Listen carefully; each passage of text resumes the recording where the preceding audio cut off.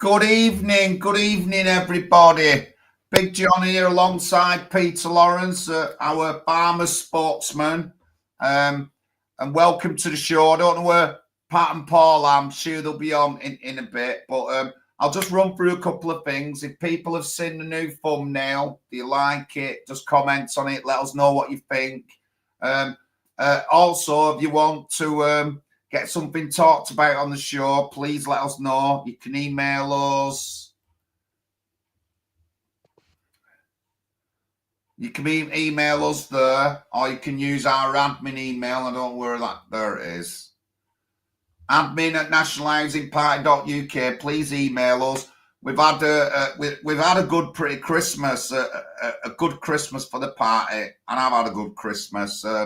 We've gained new supporters, new people have joined up. We've had a load of donations as well off already existing members.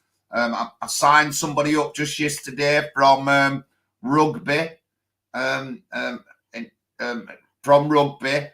guy called Lloyd, and I'm going to be getting down to see him. But we've had a great Christmas.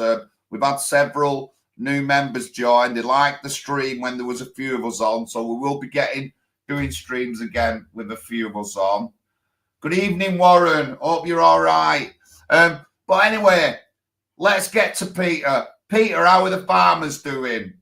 Well, the farmers are up in arms, John, and we have made a good bit of progress over the last weekend with the new national campaign group called Farmers to Action.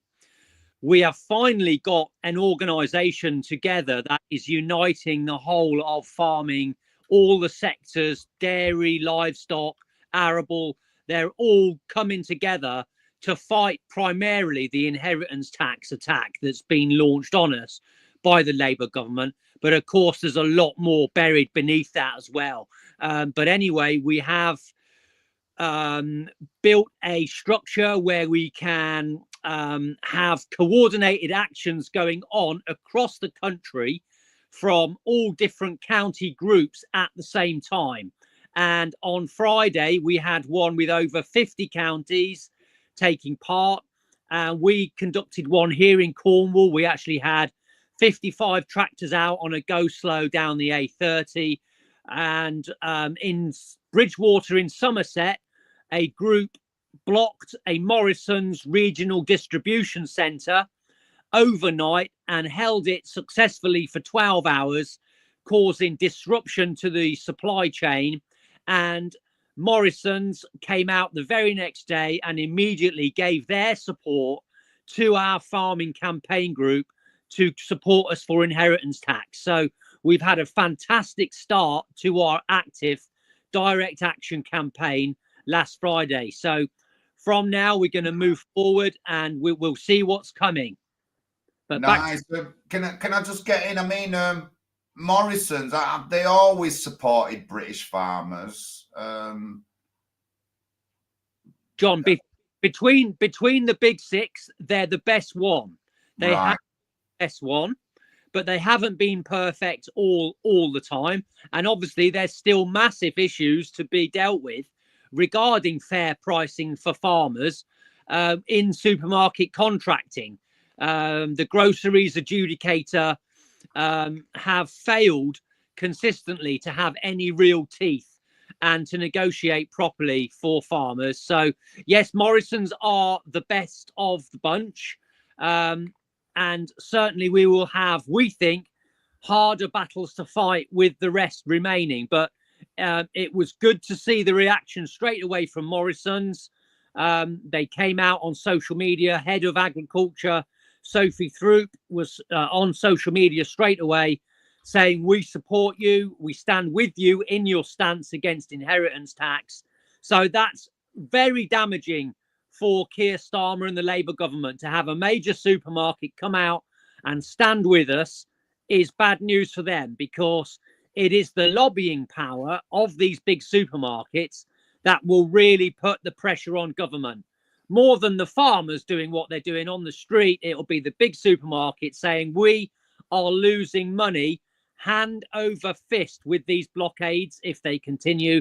And that's the leverage we want to put on government. So we've had a good first strike from Farmers to Action. Nice, nice, nice. Very nice. That's lovely, that. Welcome to the chat. Yes, Dave 101. I'll see you on Monday. I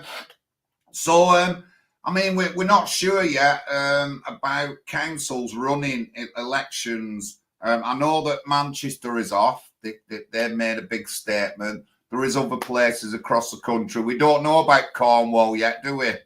No message so far from Cornwall. So fingers crossed, we'll hopefully be on for May.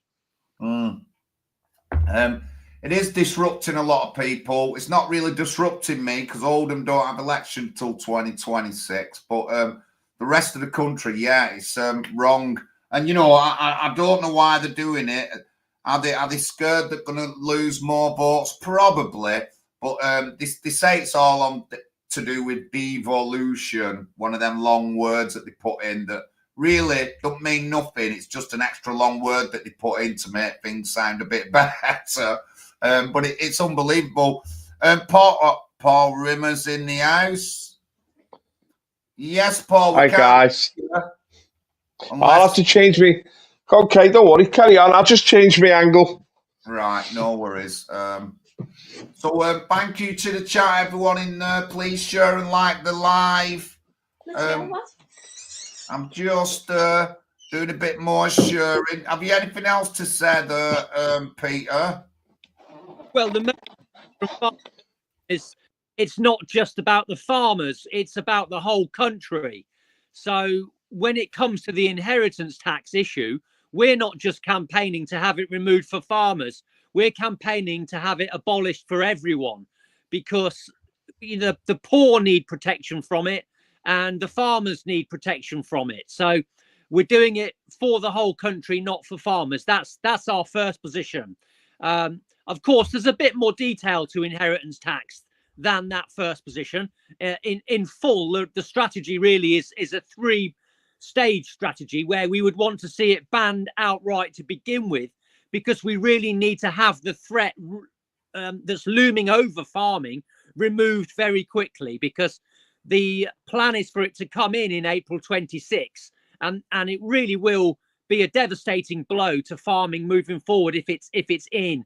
60 to 75% of farms will be affected by this. So it's really, really important that we get rid of it straight away. But once that's achieved, we would see the tax avoidance loopholes closed, and then we would like to see it reintroduced in some form or other at the very top end of land ownership, so that the socialist policy effectively is still retained, and there is a check and balance against land monopoly against the very wealthy, the very largest estates. That is a beneficial regulatory effect of inheritance tax, and it was actually the only way that owner-occupier family farming has come about, because historically we were baronial or aristocratic estates who owned the land, and then there were tenant farmers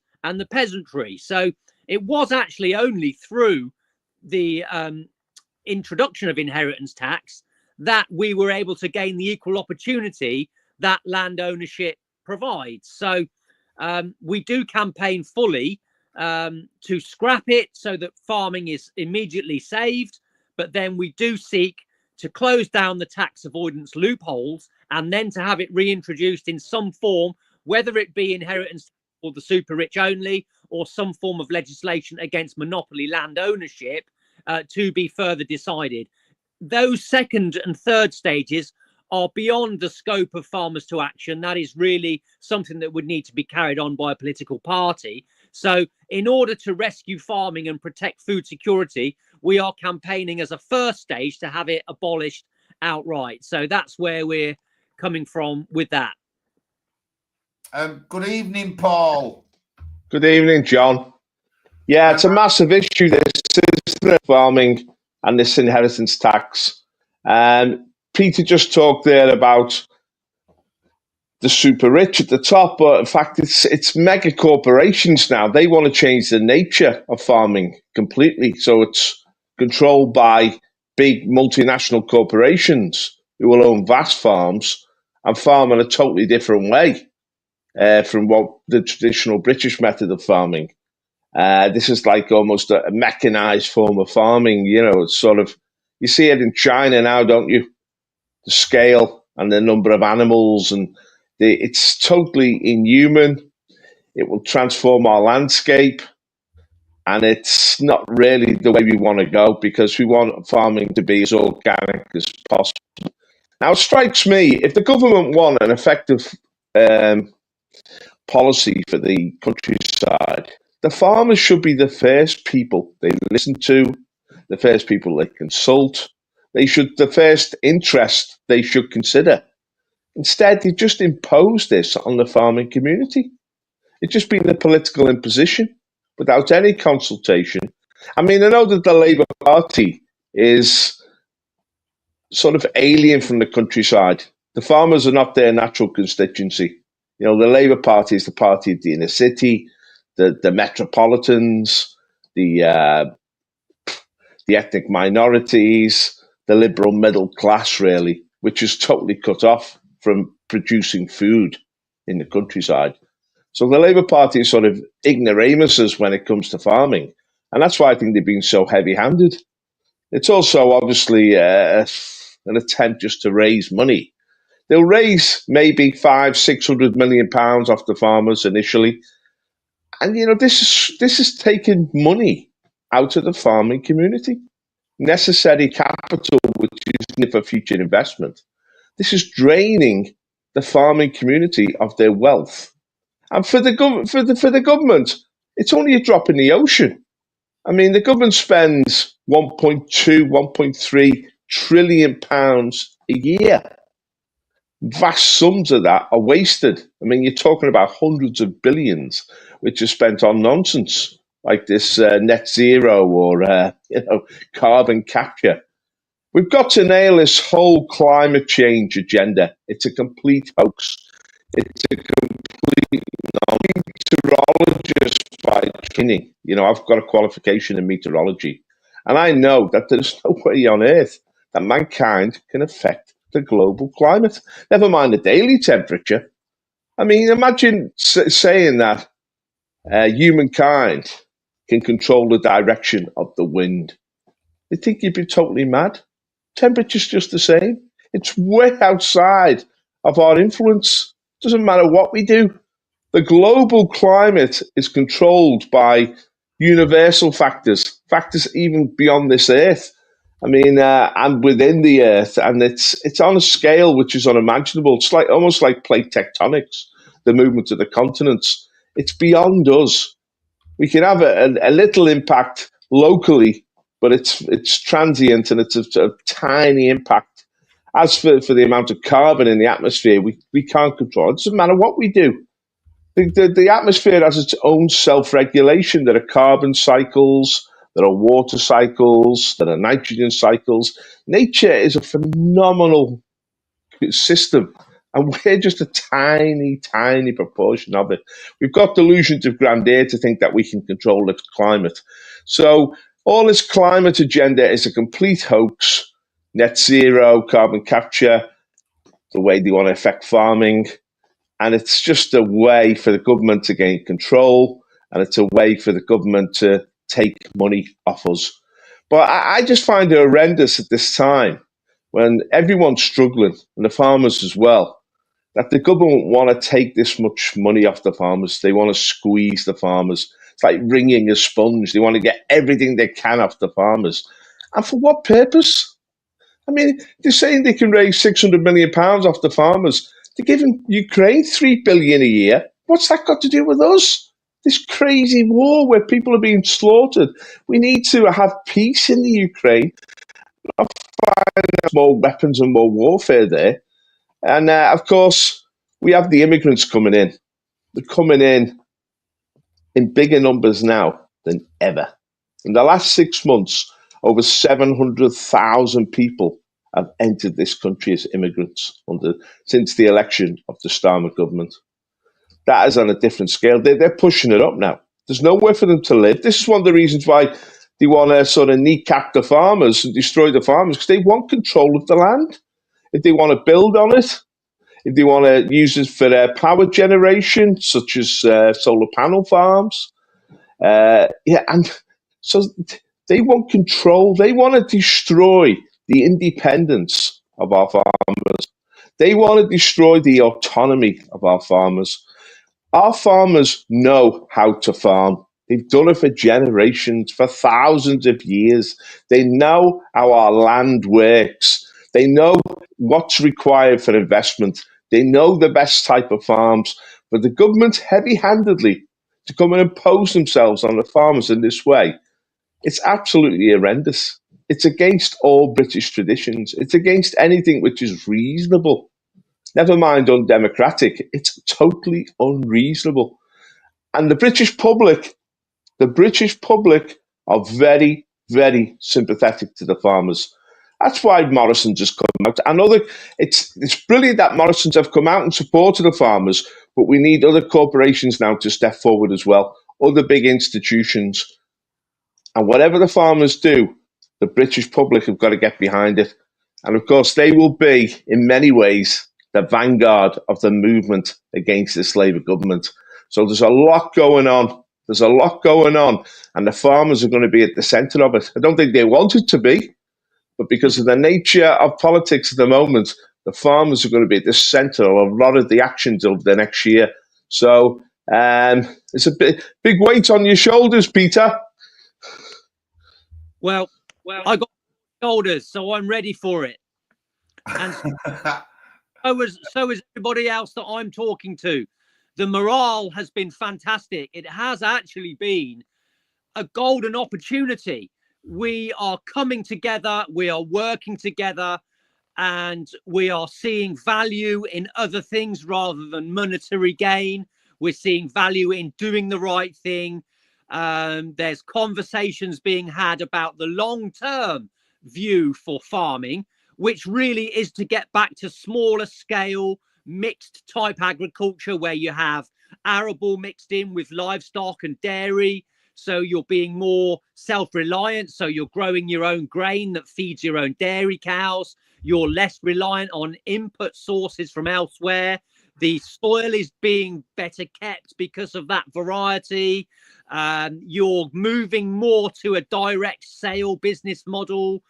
You're having more children so that your family farm can actually cope with that. So, you're getting away from the monopoly of the super, and you're getting control. I mean, we ultimately see farming stand on its own 2 feet. I personally would like to see us get away from government subsidy. I think we've been duped by this cheap food policy. It's a globalist policy, because if you set up the paradigm that cheap is good and food needs to be cheap, well, that's a precursor to the cheap food that's being produced in other parts of the world. You're saying cheap is good, obviously. You're going to be buying in from abroad, and we are a small country. We operate agriculturally at a very small economy of scale, and our costs are high here. Our labor costs, for example, India, China, Brazil, these places can beat us hands down on cost of production, largely because our electricity is so expensive because of the net zero madness. But also economy of scale cannot be underestimated in agriculture. It is the force multiplier above all. It wins at rock, paper, scissors every single time against transport costs. And that might shock some people when you think you got to ship something from Brazil across the whole halfway around the world. On average, it works out about 5% on the cost per unit. And I know that from my own personal experience competing against northern Italian salad growers who are transporting salad leaves over, to compete against me. And they could bring it in cheaper than me, even with the transport on top, because, they're at such a larger economy of scale. So we have to really long-term rethink farming. So it has to be a short-term fix. There has to be immediate policy come in to stabilize the situation, to ensure financial viability, to ensure food security is restored.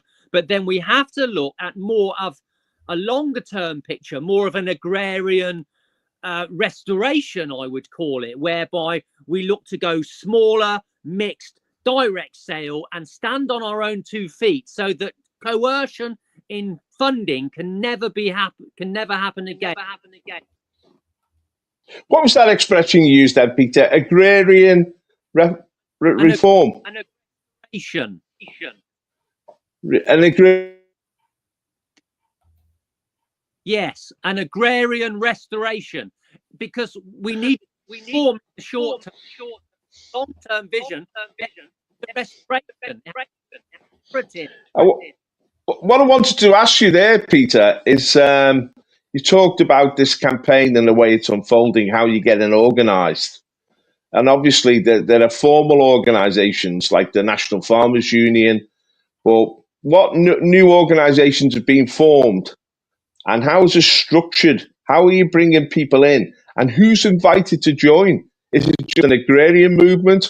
Or are you trying to widen into the cities and then to give it a political dimension as well? Because ultimately, we need a government which puts the interest of the farmers first, which is sympathetic to the farmers, which is understanding of the farmers.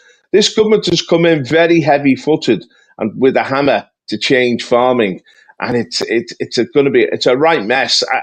I hope to God they don't get through with their agenda. But what's the nature of the organisations you're forming now? Well, Farmers to Action is a very interesting and unique structure. It is the potential formation of a new multi-affiliate union for anything involved in food production, combined with a public campaign movement. So it's a union public hybrid, and that creates a lot of strategic campaigning options. So you could put measures in place like blockading regional food distribution centres for the big supermarkets. The farmers could do that as one action, and then the public arm could come in with perhaps a mass civil non-compliance, non-payment of council tax, perhaps into a escrow account upon dropping of the inheritance tax changes. Then the farmers could come back in and we could do another action. Perhaps we could stop taking the slurry, the sewage slurry waste. That would cause another stress to the government. And then the public arm could kick back in with some other form of non-compliance. So it's a very exciting concept. And we've already got fishermen on board. We've been talking to the fisheries. So we're trying to bring farming together with fishing and independent haulage. And that will encompass public very large power block that we can lobby government with. So it's exciting times, and we know we've got the public largely on our side. When we go out and we have rolling roadblocks or tractor outings, 99.9% of the people are going past us, continually honking their horns, giving us the thumbs up, encouraging us. They are with us. They know that to support your farmers is to support your country and food security. So they know, unless you're very ideologically driven and you're falling for the culture war, which of course is being created around this, it always will be, that we're some kind of wealthy right-wing Tory group who's doing the bidding of the wealthy barons, etc. Apart from that very small minority of people are with us, and we are educated to how serious the security issue is, because it is very serious. We already import almost half of what we eat, and when we take into consideration how our lack of self-reliance in the input materials required for agriculture, we are way below half in terms of actual self-sufficiency. So this has to be addressed, and the majority of the general public know that, and they are with us. So can I just get in? Now we've had Brexit. You know what I'm suspicious of is some American foods coming here, or because like not all American foods are past like the health standard and stuff like that. We're seeing fake cheese come from like Asia, China, or whatever, fake cheese. I'm a bit worried about that because it seems to have got a bit worse since we come out of the European Union. But you know, didn't we already have, before we was in the Union, we had our own standards of food, didn't we? In the UK, we had our own standards, and I think that standards committee has got to be really put on the board now, because like chicken in America is cleaned with is it chlorine and stuff like that, and they use a lot of GMOs on their kind of food and stuff like that, and I'm not really into any of that, so I'm a bit concerned there. But I'm not sure what our health standard is for food at the moment, since like we left the EU. But that's where I'd be a bit concerned. So like, what would your answer be to that?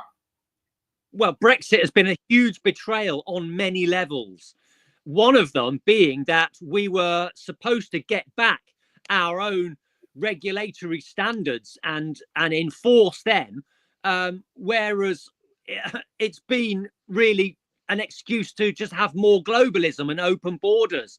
And we've been granted freedom of expression for free trade. And what we've got now is a lack of regulation. We do not have a level playing field. So British farmers grow to some of the highest standards in the world. And we have a lot of accreditation schemes, Red Tractor being one example. And farmers take the cost on of administering that scheme into their daily lives. And it does cost a lot of time and money to do it. You not only have to bring your production standards up to the standards required, but you have to do all the paperwork, etc. And then you have a situation where, for example, an arable farmer who's growing wheat puts that wheat into the UK milling market. He can't get access to the UK millers without an accreditation such as Red Tractor to say it's certified to various environmental standards, etc. And yet in comes wheat from abroad, just gets rubber stamped and sent straight through. So this is completely unfair on British farmers. So that is something that has got to be addressed, and it leads on to honest food labeling for consumers, because again, repeated administrations have refused to label food honestly. And the reason is because they're running cover for globalism and free trade. There's no other reason for it. If food was labeled honestly and people were told this is Brazilian beef, it comes from an intensive feedlot, they've never seen a blade of grass, they're intensively stocked, they're fed on GMO food, they're routinely treated with growth hormones and antibiotics, and they, and etc. Would people buy it then? Would people buy it if kosher slaughter, if halal slaughter was openly stated, etc.? The list goes on. Would they buy it if they knew gene editing was happening, genetic modification? No, perhaps they wouldn't. And this is the state of this is how much we've fallen from an open and honest society and a democracy. You're not even given the respect of honest food labeling when you go to spend your money as a consumer in their system. So the non-level regulatory playing field and the Brexit betrayal and honest food labeling are all interlinked, and they all need to be addressed. And we will be doing that as part of the and long-term in farming. You know what? There's a failure of governments in this country. You can see that clearly now. Am I still there? Yeah. Since we joined the EU in 1973, we became dependent on the European Union bureaucracy for so much of the governance of this country. Now that we've left, it's obvious that the people who are running our country are not fit to govern. That's been the same for the Tories and for Labour. We need a new ruling class in this country. We need a new governing class. We need to raise up new political forces and new political participants. I mean, we're seeing the impact that reform is having on the body politic. The reform has got to stay the pace. I mean, the Brexit Party faded away, UKIP faded away. They were one-trick ponies. They were just focused on getting out of the EU. What we need is a political party which is focused on making our independence work again. And so, reform of obviously they've mushroomed now, the 180,000. But we need now a new politics and new voices. That's what the National Housing Party is. It's a new voice, an organic voice of the people. We've got to step forward. We've got to step forward with our own ideas and our own insights and take control of the system again. I'm not just talking about the political parties, also the civil service. The civil service has been totally diluted through mass immigration and the Equalities Act. And the people who have been given roles in our civil service now are not up to the task. Often they're foreigners and they don't really have the interest of the British people at heart. It's important that the British people get re-engaged with politics in this country and with campaigns. I mean, we're the National Housing Party. We'll be standing and we'll be offering a radical voice. Reform at the moment, they exercise cancel culture. They want to be part of the Lib Lab Con, an extension of that. We want to radically overthrow it. We want the people to be empowered in this country. But if the people want power, they've got to step forward and join the political process. Now, this battle to save farming, traditional farming or better farming in this country, is part of that process of reawakening the British people to take responsibility for our own management in our own country. Now, in this battle to sort of protect the interests of farmers and the British community as a large, and the interest of decent food production in this country, it's going to be a battle of information. It's going to be a battle of public relations.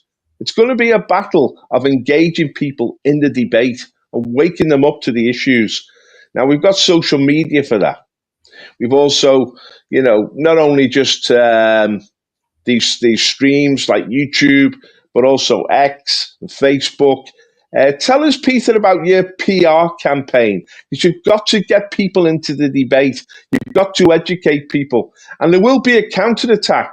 The legacy media, sadly, has become the tool of the governing class, which is destroying our country. I'm talking now essentially about the BBC, radio broadcasting in this country, most of the newspapers. We need to get, obviously, I don't know, what's the sympathy, what rapport you have with the national media, the newspapers? What's your exposure on social media? How are you getting the message across? How are you engaging with the public? Because you've got to be savvy now about information, haven't you? This is really the key issue in winning any battle. You've got to win the information war. What's your role there? What's your policy there, Peter? Well, we are getting some very favourable footage on GB News. So we've got people who are getting on there, and we've got a full portfolio of social media channels, and we're pushing out hard on that.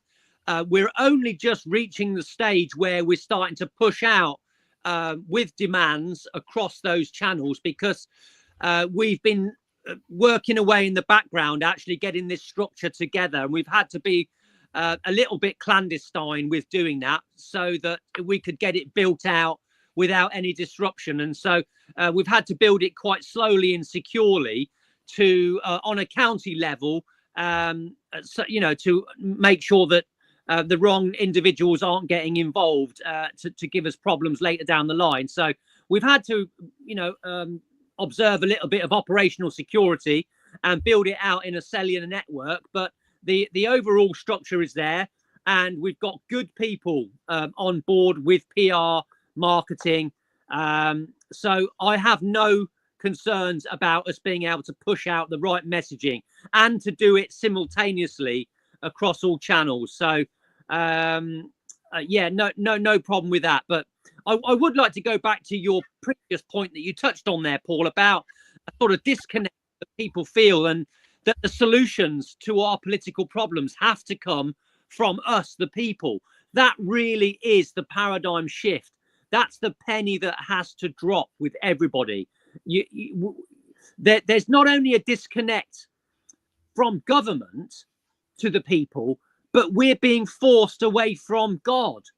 There's a disconnect away from the truth and the justice of God.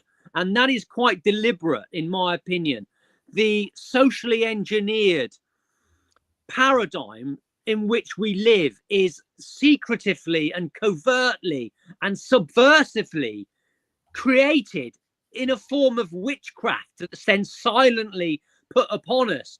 The use of words. If I go back to free trade, doesn't it sound fantastic? Free trade. It's got to be good, right? Because it's free. And this is the kind of spin and inversion that these people use. These are ancient techniques of Kabbalism. And this is an indicator of the kind of thing we're fighting at the very top levels of the establishment.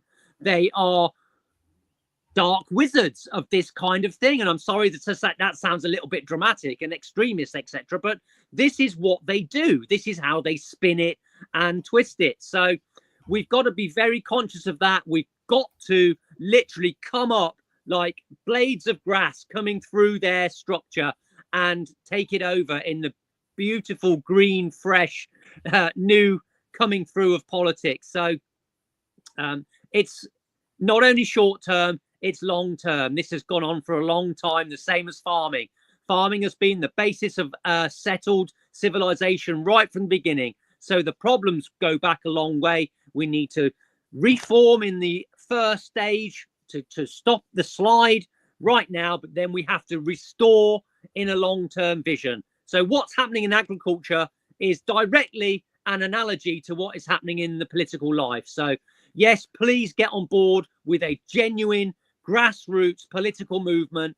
Join the National Housing Party. We are together with the farmers, and we've got the vision to secure this country and its people again and put it close to its governance. We should be like this to our governance, and we should be like this to our God.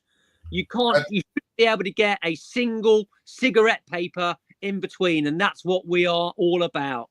Oh, thank you, Peter. Very informative. Peter knows his stuff. Thank you to the chat. Lloyd, sorry, let me just check the name. Lloyd Morgan, new member there, signed up. Good evening, Lloyd. Been lovely talking to you, and I will see you in rugby soon. Good evening, Gerald Woodlander.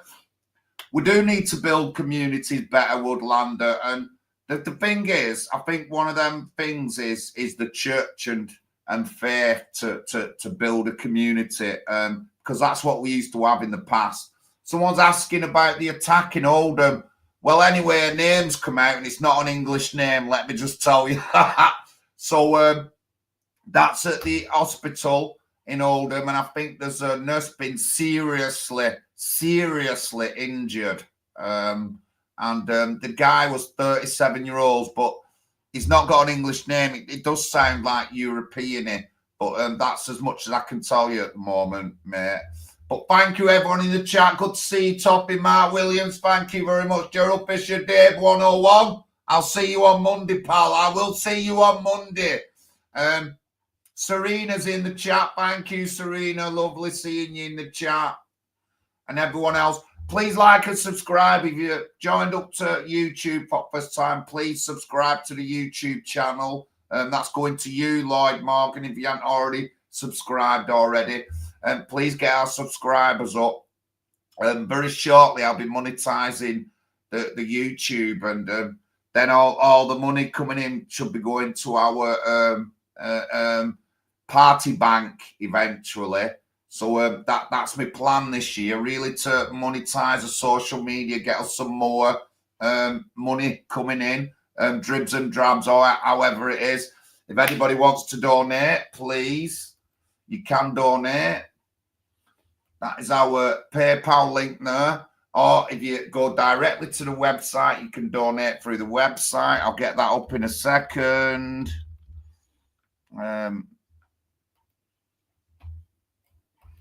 I'll put the website up now.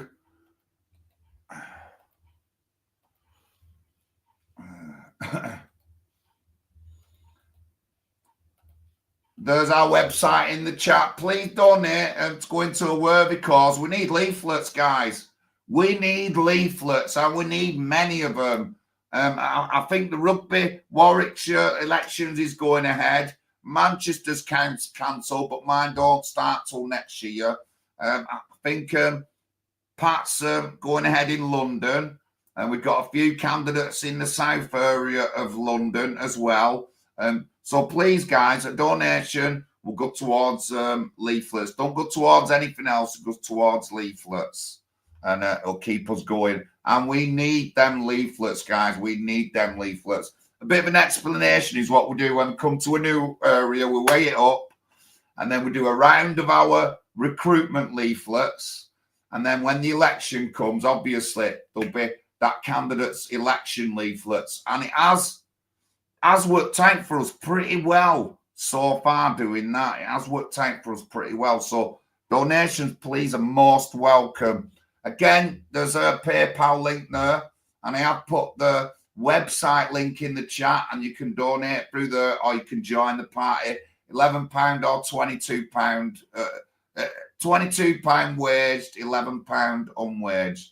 But please give us a try. Please support us, and we are going places. This is a national housing party. My name's John Lawrence. You're also talking to the #1 farming sportsman in the UK, to me, Peter Lawrence as well. No relation, but same name. But, when Pete talks facts and stuff like that, I'm glad I asked about the standards of our food, because that's concerning me a bit. But as Peter said, we've opened the doors to globalism, and we're getting a lot of this nasty stuff in. So please watch your foods. If you have any issues with them, get to going online and taking a look at them and stuff like that. Obviously, we've got the Arla thing going on at the moment, and I think that was a trial. I don't know if it was a full-time thing. I think it was maybe a trial, but people are not having it. And I've been at the camp over Christmas, and a local farmer woman come round who has a couple of horses stabled at the camp, and she doesn't use any GMOs or anything like that. And she said she's absolutely packed out with people wanting her goods rather than wanting to buy nasty Arla milk. That's what she said at the camp, and give us a pretty good rundown there and then about stuff. That she's really busy as an independent farmer. She's really busy, sold out on a lot of the stuff she has. And she also did a food donation to the camp as well. But that's what she told me, and she's a farmer, and I believe these people, and she actually spoke a lot like Peter speaks on the stream. So it was really interesting talking to her. So if that's happening to one farmer, how many other farmers now are gaining? People going to them wanting proper stuff instead of all this Arla bullshit thing that they're putting in the feed and all that lot. So it's just a good thing, that. But thank you, everyone in the chat. Pat, sir, good evening, Pat. Thank you very much. Lloyd Morgan will be joining us on our monthly meeting next month. I'll be inviting him on.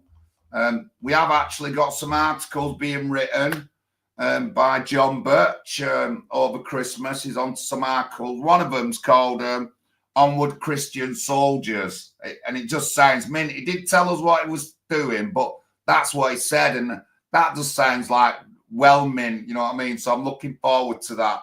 So please share the stream. We've not got so many on X tonight, really. No, only a little bit. So if Pat or Lee Bishop, you're watching, please share on X. I'll make sure I put it into the group sharing chat. I'm sure Pat's done that already. Paul. Yeah, I was really interested in what Peter was saying before about the spiritual dimension, because it's very important. It's neglected, you see. Most people are spiritually dead now because we're not connected with God. You know, we lost our faith, and we can get overwhelmed spiritually by the forces of darkness very quickly. Now, globalism is a spiritually dark movement. It doesn't seek the well-being of the people. It doesn't seek to raise the moral tone of the country. It doesn't seek even to operate through moral channels. It's very hidden, it's very secretive, it's very surreptitious, and it's dangerous because it's serving a hidden cabal which is in control of so much of world trade and world governance. Now, how do we counteract that? We've got to be spiritually alive. We've got to point out when the dark forces are in action and say, look, this is not just a battle about the way we structure our farming or structure our country. This is a battle about what sort of country we want. I mean, Peter's talked about going back to organic farming, going back to family farming, going back to the agrarian sort of idyll that we once had in this country, you know, and why not? Why not rekindle the glories of Britain's past again? Now, spiritually, who are we really fighting here? What's the battle against? And it's coming out now. It's on X a lot. It's in the social media. We're fighting against Satanism. We're fighting against people who hate God. And what follows from that is that they hate other people. They hate real families. They hate, Peter talked about having bigger families. They hate children. They hate organic society, you know, proper communities where people care about each other and help each other. They want to have control all the time. For them, it's about domination. They want to dominate. In a sense, the goal of Satanism has always been to enslave us, to deny us our humanity and make us their minions, their pawns. And this is what the soul of our political movement really is. It's about rekindling this sense of humanity, this sense that we are serving God and we are in control. We are being empowered, not the globalists, not the big, mega corporations, not the sort of distant elites which are trying to shape everything and doing everything to their will. It's about local people having control of their own communities, their own food supplies, their own way of operating. And this is the healthy way. This is the healthy way to do things. Now, as John said earlier, the churches used to be involved in this. Even the churches are being taken over by this Satanism, by this global institution. I'm talking now about the big institutional churches. We need to make things more human again at the family level, at the community level, at the farming level, at the organic level. We need to make things more real again. And so we get involved. We're not isolated from each other. This is another aspect of Satanism. It wants to isolate us from each other. We're more easy to control then. So we're fighting a spiritual battle here, whether people want to acknowledge it or not. But it is being acknowledged more and more, because what you see is the end product of this Satanism. Things like transgenderism, things like manufactured genetic foodstuffs, things like, you know, perverted sexuality, the breakdown of the family, the breakdown of communities, the mass import of alien peoples who are not part of the culture of this country, who don't understand our Christian heritage and don't care about it. This is all part of the satanic agenda to destroy us, to humiliate us, to break us. How do we reform ourselves? How do we regenerate? Because if they're degenerates who are trying to destroy us, we have to regenerate new life. Ultimately, the family has to become really important again. The way men and women relate to each other. There is a godly pattern that we had in this country for centuries, and we were blessed by it. And we've thrown it to one side at our peril. Now, the rural community held on to these traditions a lot longer than in the cities. And the cities, they were lost a lot easier. And of course, the mindset of the country is being shaped through a controlling mass media, of which we have been excluded. Our voice has been excluded. And the mass media has been involved in constant manipulation. Not informing us, not giving us an opportunity to interact like we're interacting now, but they're manipulating us so that those in control can do what they want. In a sense, this is the rebellion of God's people. This is the rebellion of truth. This is the rebellion of human decency, human morals, human well-being. This is the rebellion of goodness and of righteousness. And it needs to be done in this country. This is the wake-up call. People talk about broken Britain. People are shocked the way we're treating our farmers. People are shocked the way we're seeing our green spaces taken away. I mean, they're abolishing the green belts. You know, they're starting these solar farms. It's so hideous. It's as if the aesthetic dimension has been totally ditched now. But that's really important for the well-being of human lives, for our human soul, and really to be good stewards of God's creation. That's what we're called to be. And this is really a big spiritual battle, because ultimately the only way you can overcome Satanism and all its darkness is to raise up the standard of Christ, to raise up the godly path.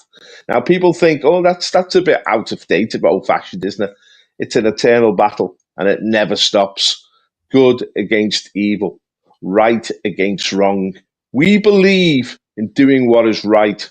We believe in doing what is good. We believe in doing what is wholesome. And so we're standing up against these globalists and their whole agenda. And this is the farming community. Every battle that we're engaged in now is this power struggle between good and evil. And we've got to rise. You can't stay neutral on these things. You've got to get involved as best we can. We've got to reconnect. When we reconnect and we educate each other and we understand the way other people feel, then we start to get empowered, and then we can make our voices heard loud and clear. Peter? And we have to get away from monopoly. Monopolization is one of their key things that they do, and they sell it to us again with spin and deception. They say to us, cheap is good. If you get you buy from the biggest company, it's always going to be the cheapest price, right? But cheap is false economy. And we have to break that monopoly. We have to decentralize, but we also have to spiritualize at the same time. We have to walk away from their mindset that they want us to have, that money is the most important value in life. It's not. They're telling us their vision of how they want us to be corrupted. They want us to distance ourselves from our God, from our true values, and to be part of their world, which is away from us. So we really have to about that translated into the rural economy. I'm having problems here, Pete. Hang on a second. Pat, can you mute your mic a second? It seems they've got interference here. Don't know what it is.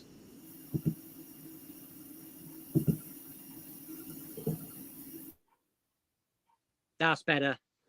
Yes, as I was saying, if we decentralize and rebuild the rural economy from the grassroots up, it would be such a huge revival of the rural economy. Even now, we have 7 or 8 jobs depending on one farmer in the UK economy. You know, there's transport, there's machinery sales, there's fencing, there's agronomy services, veterinary services, you name it. Can you imagine if farming, that whole network of independent family farms, were all financially viable, they were making sufficient returns to reinvest and do up those derelict buildings on the farm that had been sat there for years and years. They could do those up into rural workshops that would allow people to come in and do small scale forestry and coppicing in the woodland that's been in disrepair for decades. I mean, even close to where I live here, there's 2 historic county estates, and the woodland's in a terrible state. there's loads of firewood in there that could be taken out. We could be getting better lumber through the woodland management.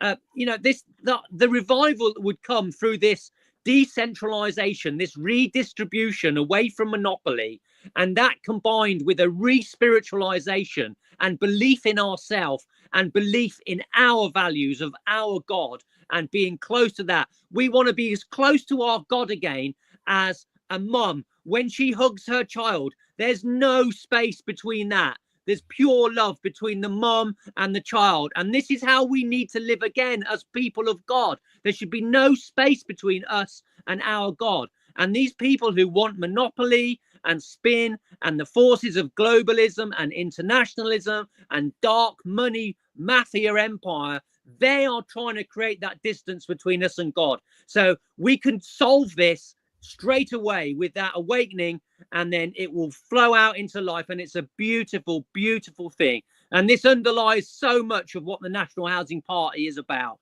It's about getting close to God, restoring natural order, and we will do that in every way we can, and I will do it to my best ability within the farming community. Let's get Pat on. Pat, you all right? Yeah, just really busy tonight. Can you hear me? Sound check? Yeah, your sound's a bit muffled. What is it? Audio. Let's get on the pro one. Where's the pro one?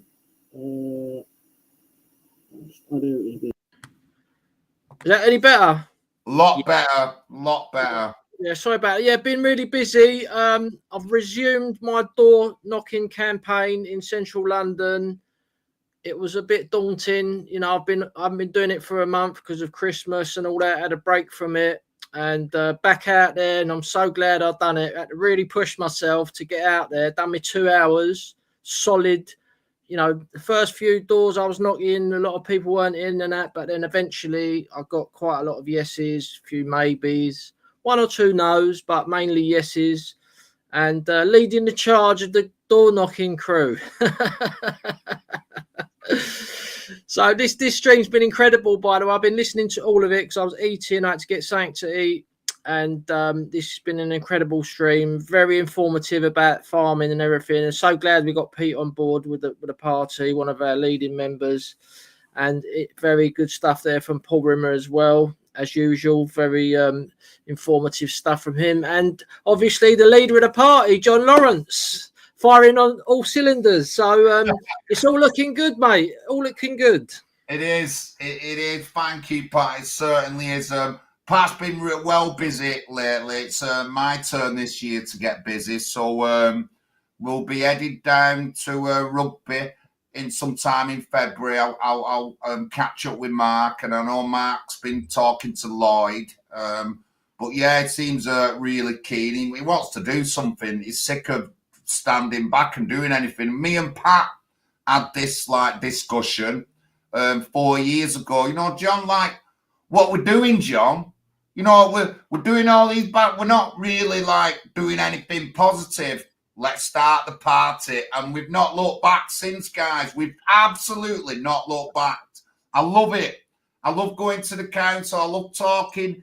I love helping the people of Oldham with issues at the council. I've helped several people who are really loyal with issues from payments, council tax, housing, and stuff like that. And I'm loving it. I'm absolutely loving it. And I'm giving something back to the people of Oldham, and and hopefully they can do better and stuff like that. But yeah, it's all going ahead. And I'm loving up here in Manchester, North Manchester, Labour are going to lose a couple of MPs. They're going to lose councillors, and it's just all really coming together, and I'm loving it. I'm absolutely loving it. I just want to give people a little heads up. We'll be talking to Ben Habib on Saturday, me and Marcus and Alan on Marcus's channel. I've just put the link in. He's got some really tough questions to answer. And a couple of them are going to be from me, and they're going to be about what's happening with this rape gang scandal and stuff like that. So that's 5 p.m. Saturday. And what I'll do, I'll get it on the website so an email comes out to everyone and just get us. We're going to be streaming it live on YouTube on Marcus's channel, but then on X, on my X channel. So we're going to be streaming it live there, and I'm hoping that we can get quite a few hundred people watching that stream on Saturday. So please join us. We have got some other guests lined up on Marcus's channel, but I will let you all know about it. Don't forget, 9 p.m. Friday, we do the late night veteran show. This week, we've got Veteran Bouncer from TikTok on the show, and he's going to be talking to us about his life and his issues and stuff like that, and whether he needs any help with PTSD and stuff like that. A lot of the veterans, most people who suffer from PTSD in the armed forces, it's not mostly from the armed forces, it's from when they were a kid or something that happened to them in the past that gets them triggered. But we've learned this through doing the PTSD courses. If you're interested in getting on one of these courses, get in contact with me. Then I'll hook you up with Mitch on the reboot program, and we can start there. We do have some more intense programs, but they do cost money, so that they'll have to be raised through the camp. But if you want to get involved, the reboot program, the book's only 25 quid, and I think Austin's going to be doing it this year, and he's doing the specific one for civilians, and he's going to be starting that this year. So well done, Austin, for signing up. The book only costs 25 quid. We have to print it, but all the rest of the time is free. You've just got to give 2 hours a week and a little bit of homework. But, you know, I've got to say it's helped me. Although my anxiety levels have been up this week with all the media coverage about Oldham, I'm really feeling it, guys. And I just want to thank Jason McTats for commenting on my YouTube and personally messaging me about my anxiety and how I'm feeling right now with all this being dragged up. And I feel like I'm one of the survivors, even though I've never been abused, because I talk to these girls all the time, and, you know, you really get to see their life. Then when all this is being brought up, I can just imagine a lot of these girls, their anxiety levels are through the roof. Mine are. And that's not Big John. Big John's masculine. Big John gets everywhere. Nothing stops Big John. You never see a tear from my eye. But right now, my anxiety levels are high. I've not really been out the past few days. I've just kept in. A plus side, I've had Sydney and James Harvey and Sydney round today, and they were doing interviews for the podcast of the Lotus Seaters. So they interviewed me. They've interviewed Dolly and Peter Brown. They did it all at my house this morning. So that'll eventually be going online. And some of the stuff I was telling them, they've like shocked faces, like they've never heard it before. But we'll let you know when this stuff comes out, and I'll give you a heads up on it. So yeah, I've been pretty busy today. But again, I've not really been out much because my anxiety levels are up, and I just don't want to really face anybody. So, but you know, I'm not going to let it put me down. I'm still doing the streams. I'm still here streaming, and I'm still here doing what I do best. But please, honestly, we want people to donate or join our party. PayPal links up there. We've had a really good raise, pretty good raise over Christmas, and we've had quite a few members joining. And people were impressed with our multi-stream we did New Year, Christmas and New Year. So we'll get more people on. If you've got any ideas or suggestions, or you want us to talk about something particular, please contact us, the admin at nationalisingparty.uk, or you can email me and Pat. There's our PayPal link, and join the party and join the fight back. I wanted to know what people think of the new flyer that I put up. I am going to make a couple of adjustments, but that's sort of like what the flyer is going to be from now on, our weekly party talk flyer. So if you've got any suggestions or anything like that, send them in. If you've got any pictures, UK pictures, particular things, you know, like tourist pictures or anything like that you've took, get them sent to us so we can use them on flyers and stuff like that. But anybody else want to say anything?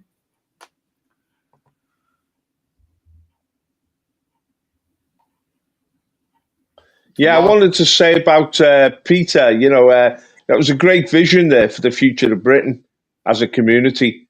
And it's going to be good to listen to this stream again on YouTube, because there's a lot of deep, profound stuff there that we all need to take on board. A lot of people are spiritually blind, and we've got to wake up to the reality out there. It is a spiritual battle. You're talking about your anxiety there, John. Well, we follow the Prince of Peace.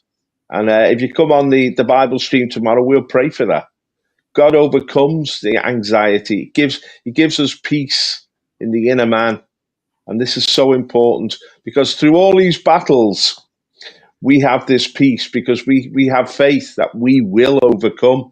We will overcome all these difficulties, all these dark forces, and we will be victorious in the end. And listening to Peter and his vision and his insight and his knowledge, it gives you a lot of confidence that victory is coming close. We're coming together to form a battalion, a legion, which can help in this victory. We know that Reform are hogging the limelight at the moment, and that they're taking up a lot of space in the media, and they're growing as a force, and we're glad about that, because we want the Lib-Lab Con to be overthrown. But we can't trust Reform. Reform could be sucked into the establishment and become just another globalist force. We need the legions. We need an organic movement from the bottom.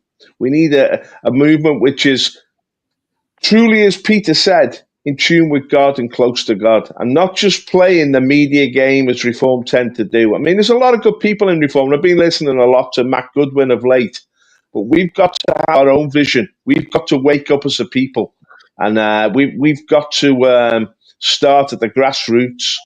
And I'll look forward to listening to this stream again later. Thanks, John. Thank you. So I just want to say something. It was Peter when we were in a meeting. He's gone, Paul. It was Peter when he was in a meeting, and he said, when Reform are at the tunnel and they're breaking apart, we'll just swoop up. The members will just come right to us. And you know what? That's happening. They're faltering and they're flaking apart, and they're not going to last much longer. And the fallout will be parties like ours are going to get new members. It's simple as it's just the way it's going to go. Other people will get new members, but we will get new members, and that'll be good. So that'll be good for us. So I remember Pete saying that a few months ago, and we're in a leaders meeting, and me and Pat was going on, and then he said that, and when I look at it now, I do see that they're at that pinnacle, at that area, and they're faltering apart, and people are pulling away from them and dropping off. You know what I mean? And you've had some big leaves like Ben Habib and stuff like that. And they were major like big hitters, but it's all crumbling apart, and we're here to pick up the pieces. Then we can put our jigsaw and get our wedge in, and then we're going through that way. But thank you, everyone. Peter, any last words? I think we've covered it. Thank you for having me on the stream. Oh, you're most welcome, Pat. Yeah, thanks for the stream. Excellent stream. And just want to pray for Peter and his local election campaign in Cornwall. If anyone can help him, leaflet or canvas, please get in touch with us. And all the best for that, Pete, coming up in May. But yeah, that's me done. Excellent stream. Thank you, everyone. Don't forget, Nationalising Party, please donate to us. Get us some leaflets so we can start leafleting. We've absolutely smashed it in the past couple of years with them leaflets, and we just want to do more. And again, it's been a great success doing the pre-leaflet beforehand, and then the candidates leaflet afterwards. And it's really worked well in everywhere where we've leafleted. Join the Nationalising Party. Thank you very much. My name's John Lawrence.